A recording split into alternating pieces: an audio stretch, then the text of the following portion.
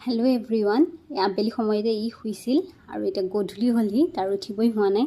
তাৰপাছত তাক ক'লোঁ বোলো কৰি আনিছে, উঠ খাম দুটাই, আৰু সি একদম ধুমাধুম উঠিছে। তাৰপাছত এয়া কালি মিষ্টাৰে আনিছিলে চিকেন ললিপপ, আৰু এয়া আজি আনিছে ম'ম'জ। আৰু মানে কি হ'ল, মোৰ বাৰ্থডে দিনাখন তেওঁ গৈছিল ম'ম'জৰ কাৰণে, বিকজ ম'ম'জ মই ইমানেই ভাল পাওঁ, মানে বুজাব নোৱাৰিম, ইমানেই ভাল পাওঁ। আৰু ম'ম'জ পোৱা নাছিলে, সেইকাৰণে চিকেন ললিপপ আৰু পকৰি আনিছিল। কিন্তু আজিও আকৌ আৰু এটা ঘটনা হ'ল, ম'ম'জ পালে কিন্তু ম'ম'জৰ চুপ বনোৱাই নাই।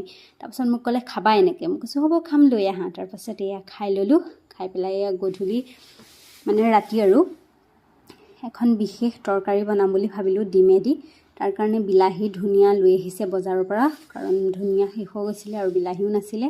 তাৰপাছত এয়া ডিম দি মই এখন বিশেষ তৰকাৰী বনাইছোঁ। এইখনক মানে এগ পনীৰ কাৰী বুলিও ক'ব পাৰি, আৰু বিকজ কাৰীৰ নিচিনাই হয়।